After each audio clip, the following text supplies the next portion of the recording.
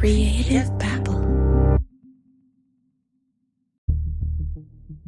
You know, when I went through what I went through with LaDonna, I felt like the only person in the world that had been a victim of hers. I felt very alone. For several years, I walked around with a dark cloud over my head, fearing the unknown of what was going to happen. When I realized that I was not the only victim, I knew that I had an obligation to continue to help others that have found themselves victimized by LaDonna Humphrey. This is Anthony Christopher. He's LaDonna's former boss. Now, keep in mind that the story you're about to hear takes place around 2018, 2019, way before LaDonna enters the true crime world.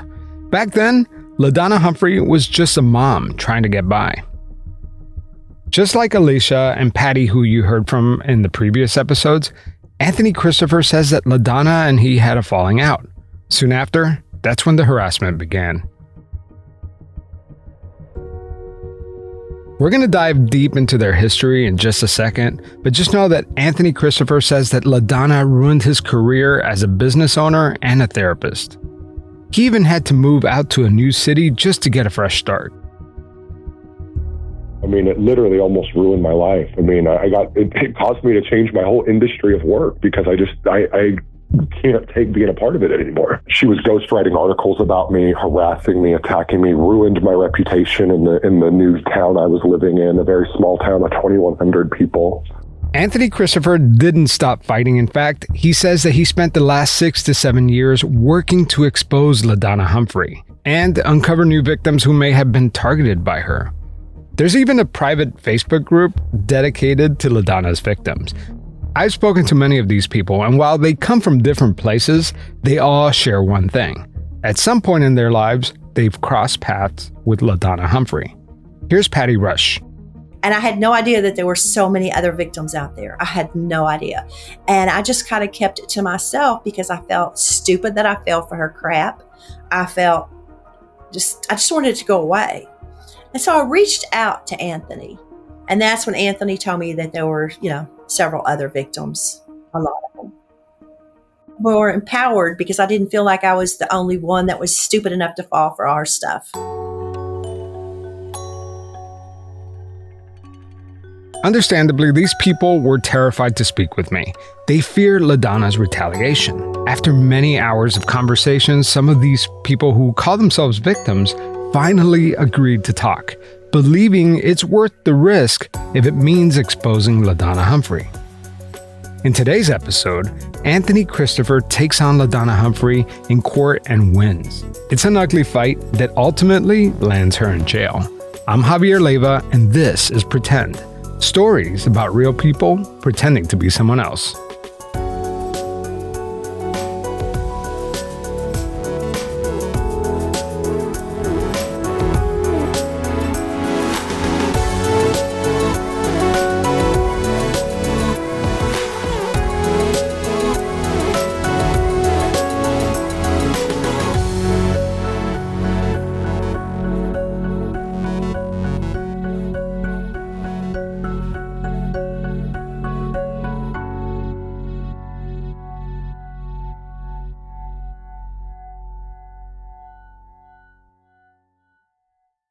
Are you craving a good mystery or looking for an escape from reality? Well, I got the perfect game for you. You should consider playing this new game called June's Journey. You've heard me talk about it here on the show before, but I love it because, it gives me a break from reality and from doom scrolling, and I could actually still play a detective, but all in this beautifully produced game. In June's Journey, you could find hidden clues, solve mind-twisting mysteries from the Roaring '20s. Objects are hidden in parlors of New York or in the sidewalks of Paris. But it's a great story, too, because each chapter reveals a new part of the story. You're trying to uncover the scandalous hidden family secret behind June's sister's murder. Lately, I've been chatting and playing with and against other players by joining the Detective Club. So discover your inner detective when you download June's Journey for free today on iOS and Android. You got mystery, danger, romance. What else do you want?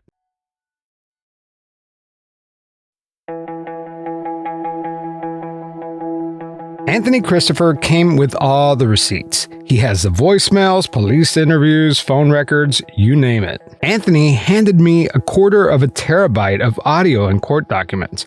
It's a bit overwhelming, to be honest with you. But let's start at the beginning. In 2017, Anthony Christopher, who has a master's degree in clinical counseling, opened up a clinic called Absolute Pediatrics. LaDonna started coming in spring of 2018 to the clinic, bringing her kids there for services. So she had adopted 4 kids from foster care, and she was in the middle of adopting her 5th. During that time, she kept making comments to me that needing to be able to adopt this last child. She was afraid that her employer was going to fire her and that she was looking for work. Her exact words to me were, "I've lost my job. I'm afraid that if my adoption care worker finds out, he's going to halt the adoption in its tracks." So of course, my love is foster care. So I'm like, I'm not gonna stop that. So that conversation was on a Thursday or a Friday, and that Monday, she had a job waiting for her. Here's Nae Heintz, who was contracted with Absolute Pediatrics during this time period. He comes in and I show up and he says, "I'm giving her a job. I'm creating a position for her." And I'm like, "You can't give somebody a directorship, right? You don't even know her." "Oh, no, she's a good person." And I'm like, the rest is history. That's right. Anthony Christopher didn't just create a job for LaDonna. He actually gave her the title of Community Outreach Director. I like to tell people Anthony would give the shirt off his back, the keys to his car, and his credit card for anybody that was in need. And I'm not kidding. He has borrowed his vehicles. He has loaned people things that I'm like, what are you doing? But this is, everybody deserves a first, second, third, fourth chance.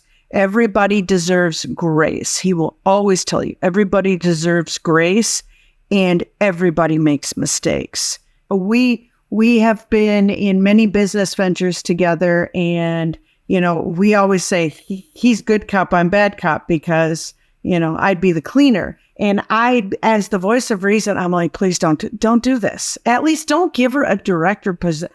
I didn't even have a director position. So Anthony creates this position for LaDonna, and she barely made it past her 90-day probation period. And like a month into her work, we had to have a meeting. She was not present. She had surgeries.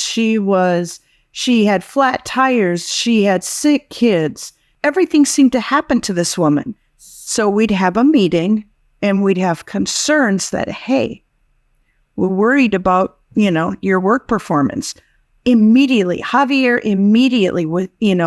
boom, we're getting these random Facebook messages through the group. "Oh, the LaDonna's great. She is doing so much for the community." These random messages just would come in like on cue from miscellaneous people throughout Facebook and text messages and just giving her praise. Now, this happened for a couple months.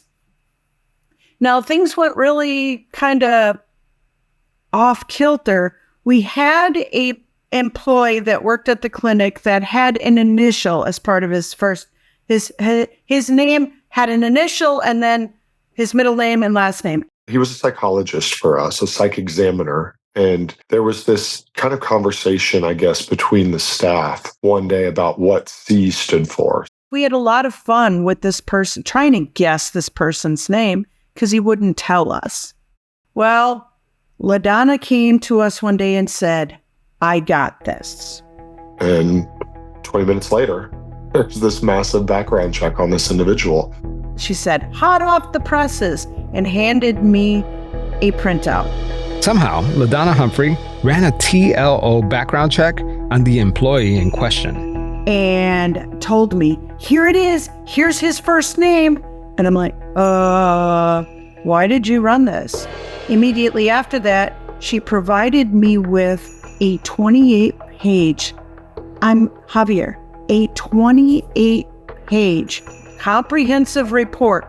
On top, it says, "For licensed investigator purposes only."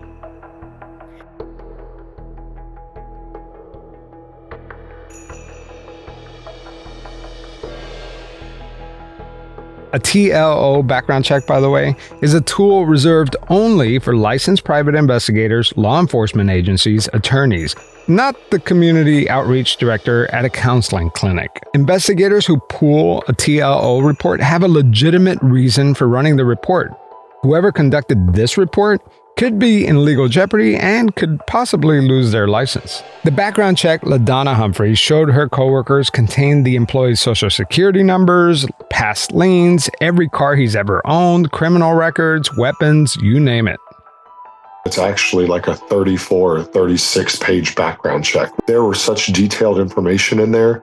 There were the VIN numbers of my employees' children's cars in this thing. Addresses, dates of birth, their socials. All of his bank accounts, every family member, every house he's ever lived in, any convictions, everything was on this report. I'm like, my hair is still standing on my neck now. I mean, it was probably the scariest thing I've ever seen. When it was given to me in my office, and he was so upset and he was resigning because he felt like his privacy was taken, and he or she had known that he had had a bankruptcy prior, and she's trying to now extort money from him. Just like in the Melissa Witt case, LaDonna Humphrey had unimaginable access to information strictly reserved for law enforcement or private investigators. I mean, it was so disturbing to me that, when I left the office that day, I went to Bentonville Police Department to report it. You met her in the spring of 2018, and you fired her, like months later? Oh, just over 90 days. Wow. That's crazy. When I tell you that I am still, all these years later, paying for 90-something days of attempting to do a good deed is just wild to me. I mean, the whole thing's just fucking crazy. Soon after she was fired from Absolute Pediatrics, Nae Heintz got a call from LaDonna. She claims somebody put my background check on her doorstep, and I'm a felon. Yes, Nae Heintz is a convicted felon.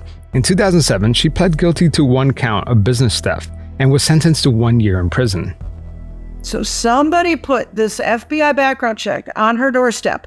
So somebody provided in an envelope my FBI background check. And I'm a felon. And Anthony illegally hired a felon. I wasn't even working for the company yet. I was just contracted to do my job, my licensed job. And this spiraled. Nae's felony is something she's not proud of, but it's not something she shies away from either. It's nobody's business. It's nobody's business. It's my story to tell, and my biggest pet peeve is somebody telling somebody else's story. I spent a year away from my babies, talking to my 3 kids and my husband for 20 minutes through a 3-inch pane glass once a week. And in that time, I saw a lot of people coming and going, people that were repeat offenders. And I decided something has to change. So while I spent that 12 months in jail, I decided I was going to be something someday. And I set my path. I'm going to be Dr. Nae. They all laughed at me. Nae reinvented herself, and despite her criminal history, she says she put herself through her PhD program and has earned multiple professional certifications in mental health and counseling. I never looked back, Javier. I never looked back. Who I am today, I am licensed in 6 states. I am a state supervisor for the state of Arkansas. I am a Medicaid provider in 2 states. But it wasn't easy accomplishing all this. And when LaDonna found that out, she went to try to ruin Nae's life. This woman found out about my past and took my mugshots and the story she chose to write about me and used what I call she fearmongered. She capitalizes on people's pain. She told her version of my story, my mugshots and my FBI background check was shared with DHS, and they showed up at mine and Anthony's place of employment with this background check. She then used that information, contacted DHS, the Department of Human Services, 23 times in that weekend, contacted my counseling board, I had problems with a professor in the university. That professor, and we're 1 month into the semester, sends me an email that I am removed from the program because she is afraid for my supervisees, and I failed to meet the core counseling skills required for her class. Not a coincidence. So I was removed from my counseling program last class. She was in the middle of her PhD program, getting her doctorate in counseling education. And because of LaDonna's attacks, Nae was unjustly thrown out of her doctorate program at the University of Arkansas. I watched her for months, just devastated as to what happened, and all the money and the time and the energy she spent, all to be so close to be thrown out of her program because of LaDonna. And you know what? Nae, she appealed it, and she won, and she was let back in, and she's a doctor today because of it. According to Anthony and Nae, this was just the beginning of LaDonna's campaign to take down her enemies at Absolute Pediatrics. We'll have more after the break.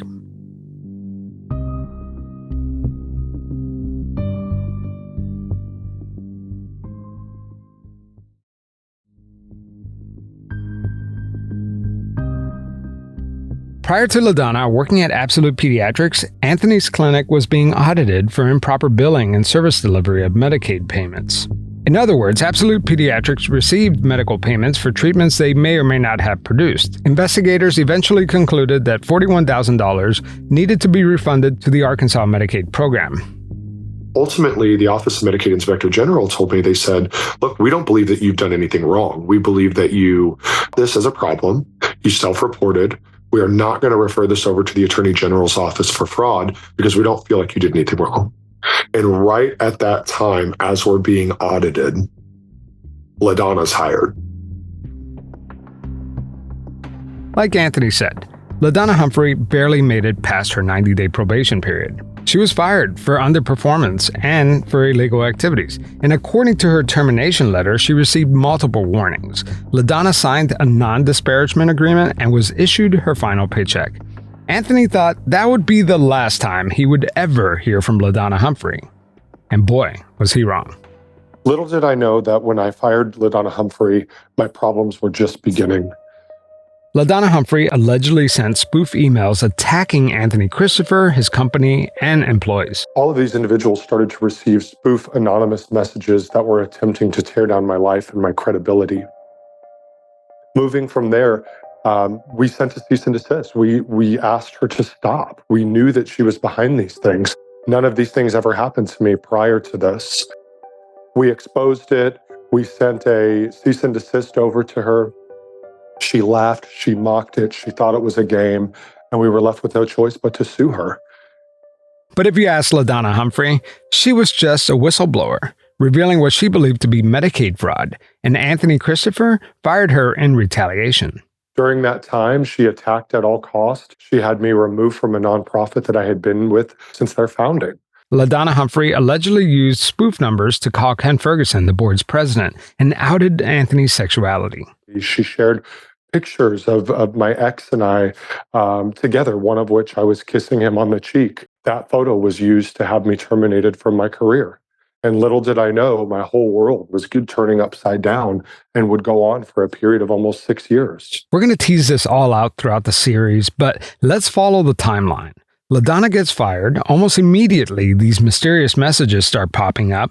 Anthony Christopher suspects it could be LaDonna who's behind the messages, so he reaches out to Bentonville, Arkansas Police Department. Hello. Yes, it's LaDonna. It is. Hey, how you doing? Hey, the reason I'm calling, I guess there's some issues going on with one of your past employers or something. I'm trying to get to the bottom of it. The police ask her about the background checks that she allegedly conducted on one of her coworkers. A background check that's only available to law enforcement, courts, and private investigators. Let me just put it this way. My co-host for criminal conduct, John Taylor, is a licensed private investigator, and he has access to these same reports, but he's not allowed to use them for research on our podcast. There has to be a reason to run these background checks, otherwise he could lose his license. While it's not illegal, it is highly unethical. The police just want to know who handed her such an extensive report. Yeah, back on August 16th, You sent it's a comprehensive report on a white, because I think there was a joke going around, nobody knew who his real name was or something like that. Okay. Okay, do you recall sending that to her? I don't recall all the details of everything. Well, I was just making sure that you didn't receive this from a police officer or something. So I was just trying to... I don't remember. I'm fairly confident. You don't remember how you got a report containing this guy's social security number, loan history, criminal record? Don't recall? It just fell from the sky, I guess. I don't want to state the obvious here, but this is the same lady who somehow was authorized by Fort Smith Police Department to post sensitive crime scene video evidence on YouTube. It's a fair question. How is she getting so much access? But instead of answering the question, she deflects. I'm clear. I mean, he's telling people that. I mean, he's suing me right now for slander. Right. So that's public knowledge. I haven't slandered him, but this guy is a creep. Like I said, I don't know both sides. I'm just trying to get to the bottom of it, what's going on between everybody. Anyway. So am I under arrest or what? For what? I don't know. I mean, I don't understand why I'm being called by the police. I'm freaking out. No, I was just trying to figure out. Later on, he starts asking her about the mysterious text messages. And there's a text message from a spoof number, is what it is. Do you know anything about that? I just know it's in a lawsuit, yes. So you have nothing to do with any of these text messages or anything like that? I just don't want to have to start digging into this and find out that that's not the case and that you did send something. I gave you a chance to tell me the truth, and I found out this. So do you have anything to do with any of these text messages? Well, I don't understand why he's accusing me of that. And what have I done that's supposedly... I mean, I need to know exactly what is he trying to press charges against me? Well, that's what I'm trying to find out. If I even have a crime here, is what I'm saying. Again, she didn't answer the question. At first, the police tells her that there's not much he can do criminally, and he recommends that they take this matter in civil court. You know, I've already told him I'm not doing anything else. He's harassing me through you, though. I'm not, but you're... Right, but what he's saying is that you're contacting people. I was like, I go, Anthony, that's slander. That's civil stuff. It's not harassment. If she wants to contact somebody or like something on Facebook, there's nothing I can do about that. So... Okay. Yeah. I'm not doing anything. You have my word. Yeah. You have my word. Yeah. I'm waiting for us to go to court, and you're welcome to go read my side of the lawsuit. I promise you I'm not a bad person. No, you're not. You're not. I'm not saying you are. Yeah, but you said you've never seen that email, though.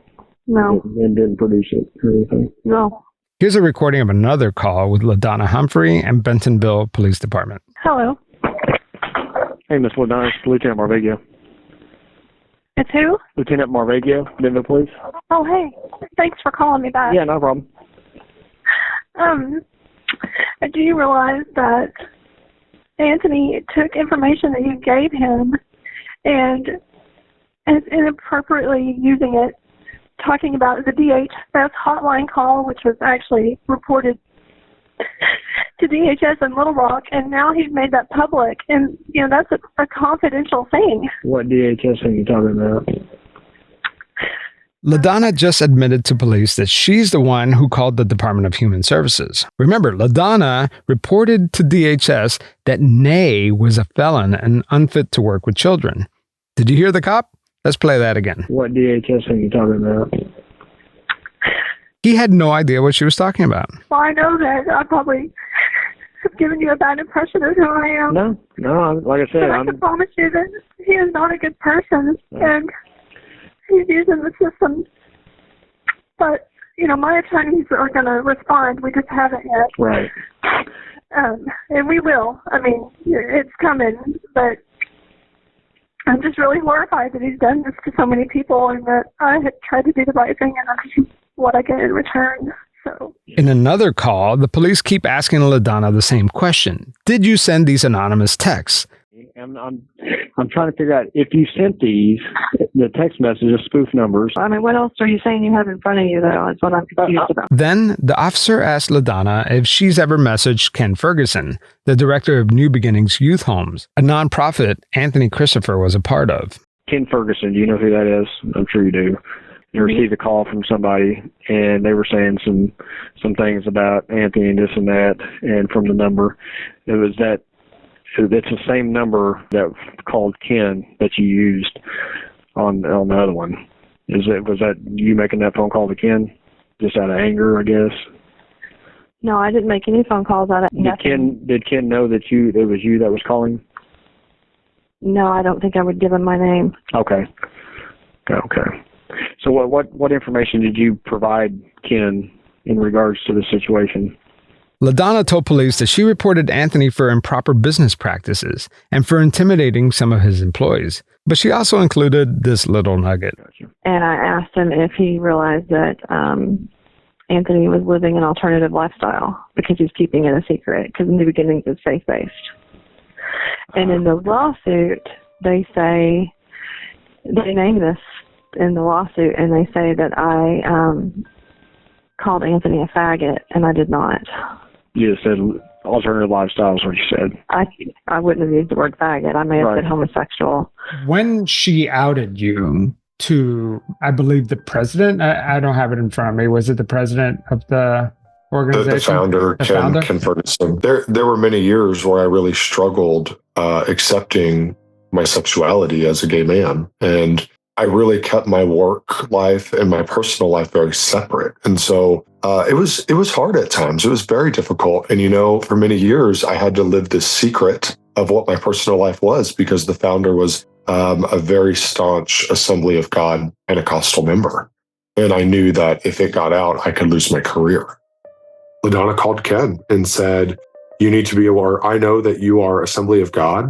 I know that you're a worship pastor. I also know that your executive director is a faggot. And I also know that if you continue to employ him, we're going to let your church know that you use money of the faithful, if you will, to support gay lifestyle. And within days, I was asked to step down and resign from my position.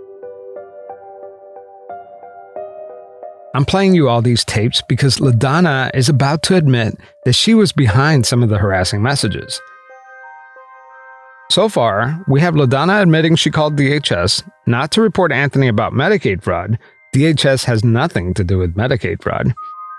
And now she's about to make some damning admissions. Take a listen. So anyway, as far as the text message on Saturday or Sunday on the spoof numbers, is that going to be something that you sent to him and to his mom just to get their attention, type quit doing stuff? Yeah, because it was sent to me, so I sent it on to them, yes. Okay, so it was sent to you and then you forwarded it on to them? I sent it on, yes. Okay. Yeah. She just admitted to forwarding intimidating text messages to Anthony's mother using an untraceable number. Then police asked her about the emails. There was an email that was sent. He reads her the email address. And something about, hello, as a former employee, Jones is not my true last name to protect my identity from Nae Heintz and Anthony Christopher. I have serious concerns regarding practices and behaviors. But is that you trying to do the whistleblower thing, trying to protect your identity on that one? I'd have to see the email. We had court last week, and the judge ordered Anthony and I both to leave each other alone and let the civil court handle it. Exactly. Again, LaDonna admitted to the DHS call, the defamatory emails to Anthony's boss at the nonprofit, the spoof text messages to Anthony's mom and other employees at Absolute Pediatrics. And now he asks her about the emails, and she dodges the question. What is the thread here? What is her motivation for doing all this? I think it's because she's a sociopath. I think, sociopaths are good at believing their lies, making others believe it. She does a lot of this for publicity, notoriety. She wants to be seen as this big do-gooder in the community. But all the while, she's behind a screen just terrorizing people, just ruining their lives. Here's Nae again. This was so devastating to my best friend. This was so devastating to him. There were days he couldn't get out of bed. There were days where, we shared a bedroom wall, and he'd knock on the wall and I'd come around and to be sure he was okay. And I'd go about my day and he didn't want to live anymore. There were days where I was genuinely concerned, and I'm like, dude, you know who I am and you know my role. I can't be hearing this or I'm going to have to take measures. You're going to be okay. And it's just wild to me. The lengths that this woman will go to destroy your life do not exist. She will continue to destroy, she will continue to attack, and then she will go forward in public and pretend to do good the very next hour. She was only in my life 90-something days and completely ruined my life.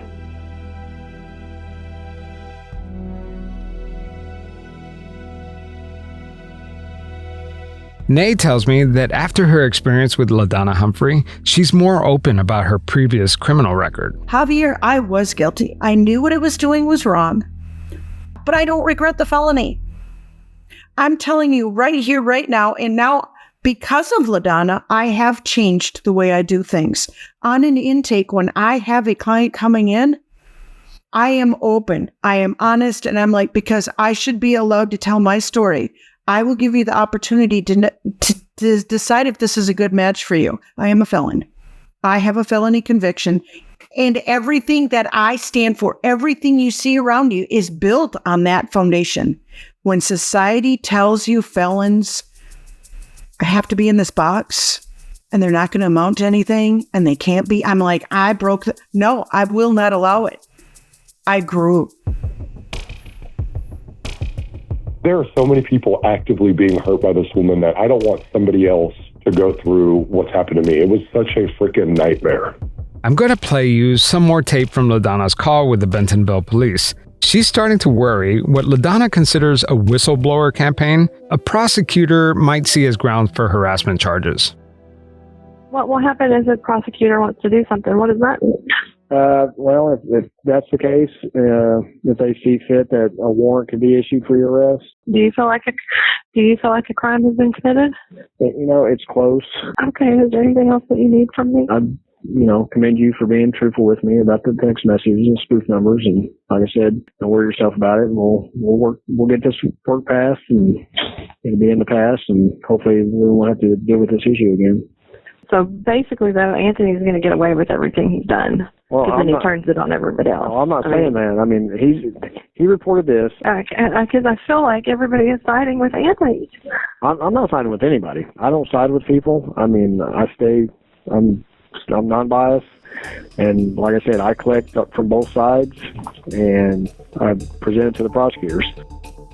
After the break, Anthony and LaDonna face off in court, and both of them end up getting arrested.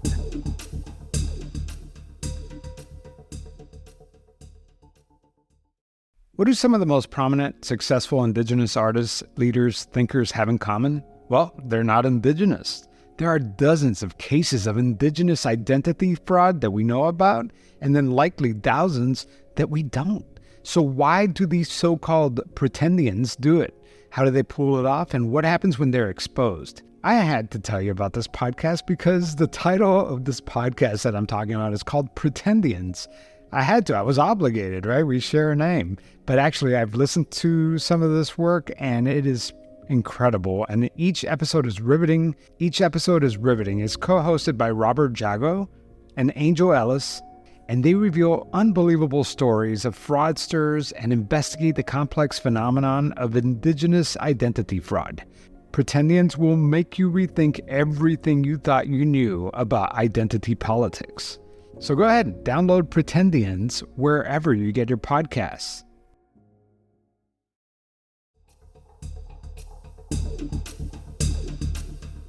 So we all heard that LaDonna Humphrey pretty much admitted to Bentonville police that she was behind some of the anonymous messages.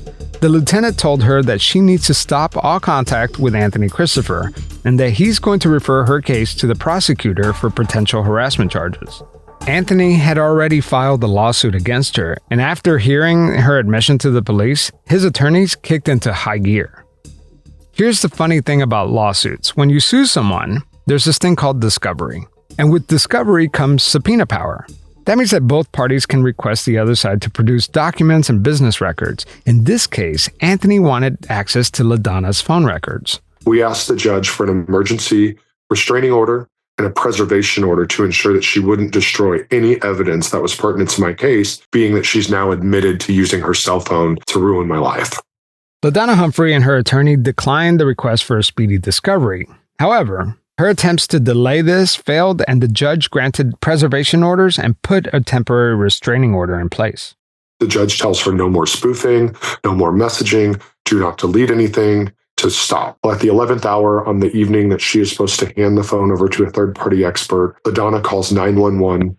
County 911, what is your name? LaDonna Humphrey. Okay, tell me exactly what happened. We're sitting here watching TV, and the alarm on my Suburban starts going off, and someone has broken into my Suburban. My husband ran outside to see what was happening, and he said he saw, what'd you say, a white SUV down our road, and it turned west, he said. Stay in your house, keep your doors locked, be safe. Oh my gosh, they're not still out there, are they? Do you think they... This is frightening. She's crying on the phone. She states that she's sitting in her living room, watching a movie with her kids and her husband, that she hears a sound, goes outside, realizes that somebody had gone into her vehicle, broken into the vehicle, stolen her purse. Inside of her purse was her cell phone. And as a result, she is not able to turn her cell phone over to the courts. She then follows up in the police report to state that she sees my SUV leaving the scene of the crime and attempts to implicate me of stealing the cell phone device. And the cell phone is important because at the time you're thinking, well, this is proof. If we could get the cell phone, that we know who is sending these messages. The day the phone was stolen from the car, LaDonna refused to have the officers fingerprint the car. What was also interesting in the stolen cell phone case is that LaDonna waited 30 days to notify the court that her Apple account no longer existed. So this is important because the Apple account obviously is going to have a record of the apps she's using for these spoof numbers. It's going to have all of the login's going to store pictures, text messages, everything. Wait a minute, you're telling me that whoever broke into LaDonna's car and took her phone also deleted her Apple iCloud account? Without a backup, there's no evidence. Anthony's attorney asked her who could have possibly deleted her account. She told him whoever took the phone from the car. What a strange coincidence that the day after the courts request a speedy discovery, that her phone gets stolen and that the thief mysteriously deletes her iCloud account. Let's fast forward to the court proceedings that took place in April 2019. Anthony's attorney questioned LaDonna about a Facebook post and says that she posted this right before her phone reportedly got stolen. While under oath, LaDonna claims she didn't make that post. Then she was asked about one of the anonymous emails. LaDonna Humphrey again denies knowing the identity of the sender. Then the attorney asked her why was that email sent from the same IP address as LaDonna's personal Gmail account. LaDonna responds, "I don't know. I hope that we could get to the bottom of that." LaDonna's defense is that she uses the same password for all her accounts, including her work email that she used working under Anthony Christopher, implying that he could be the one behind the hacking. Then the court calls a digital forensic examiner to the stand. Anthony's attorney asked him if he believes LaDonna Humphrey was the person behind the fake emails, and he said yes. The IT expert said that LaDonna's personal Gmail and the spoof email accounts were both logged in at the same time near the same place, indicating that they were accessed by the same person, LaDonna Humphrey. Now they move on to the phone records. LaDonna sent me a very blurry screenshot from a detective report. In it, it found that the detective examined LaDonna's phone records after it was reported stolen and found no outgoing calls after the theft, and no evidence that LaDonna Humphrey made a false report about the incident. However, that's not what the expert witness had to say in court. Anthony Christopher's attorney draws attention to LaDonna's SIM card. A SIM card is a little tiny chip about the size of a stamp that stores all the information about your mobile network like AT&T or Verizon. Every time you upgrade your phone, you pop the little SIM card out of the old phone and add it to the new one. And that's how you can transfer your phone number from one device to the other. The expert witness stated that LaDonna's old SIM card, the one from the phone that got stolen the night before, was inserted into the new phone the day after the car break-in. How is that possible? Could it be that the thief was kind enough to pop the SIM card out before stealing it, then deleting her Apple ID and iCloud account while getting away?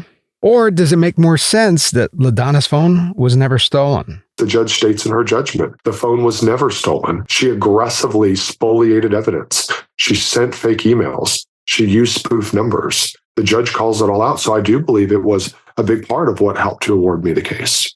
The judge said that her testimony at the hearing was contradictory and not credible, and therefore LaDonna was found in contempt of court. He sentenced her to serve a total of 10 days in jail. The court assessed the damages suffered by Anthony Christopher and his company and awarded him, get this, $3.5 million. $3.5 million. LaDonna quickly filed for bankruptcy. The bankruptcy court stated that that money was non-dischargeable, that she was still going to have to pay that money. That's a lot of money. It's a lot of money. And you would think that a lot of money would stop somebody from attacking others. But as I've seen since my stories come out, there's at least 4 or 5 other victims that she has perpetrated on since me. I mean, it's just wild to me. And does she even have that kind of money? No, absolutely not. LaDonna Humphrey appealed the judge's decision, where it remains in the Arkansas Court of Appeals. So tell me what happens. You win this huge victory, and then what? So, I mean, imagine this. I go through this year-long battle. I win this huge multi-million-dollar lawsuit, $3.57 million, permanent restraining orders. She's sentenced to jail. I finally feel like, okay, the word's out there. Everybody is now aware of the predator that I have been dealing with the last year. 6 months go by, rebuilding my company, have my reputation back. I've cleared my name. I get a call from my attorney. Glenn Ritter calls me, says to me, Anthony, what are you doing? Where are you at? I tell him I'm working. I'm at the clinic. What's wrong? You're scaring me. Is everything okay? He says to me, I need you to get in your car. I need you to come here. You need to drive safe. You need to follow the speed limits, obey the traffic signals, because if you get pulled over, you're going to be arrested.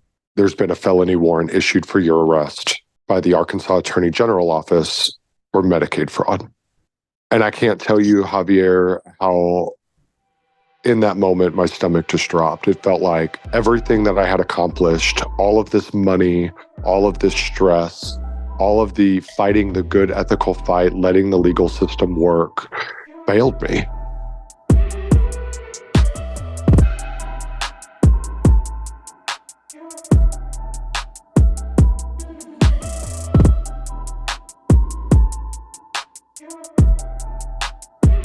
Next time on Pretend, we're going way back into LaDonna Humphrey's past. We're going to talk to her sister to see what she was like growing up. Our family, everyone in my immediate family, we used to get all kinds of text messages from different numbers, emails from different accounts. It needs to stop. It needs to stop. That's next time on Pretend.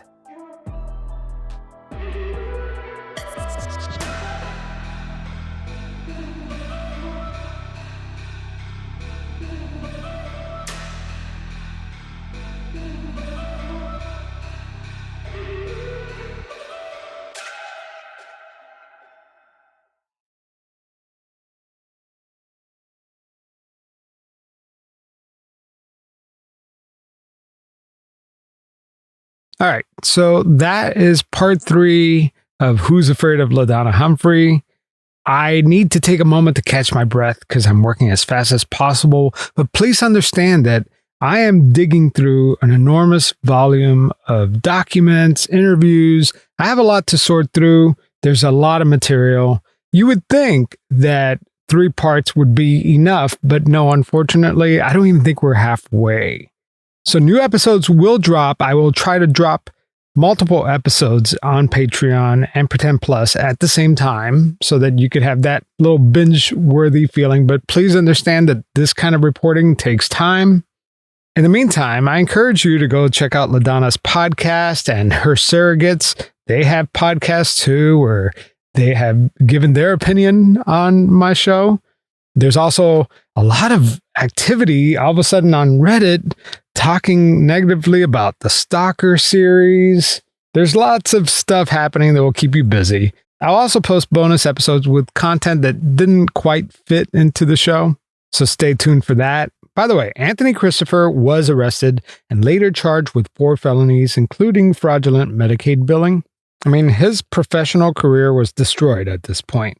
But right before Anthony's trial was about to take place, his attorney discovered that the emails that LaDonna Humphrey sent to the Attorney General's office had been deleted, magically disappeared. And days before the trial, the Attorney General's office announced that it was dropping the case. So Anthony Christopher could have been a felon, but luckily for him, those charges were dropped and his record is clear.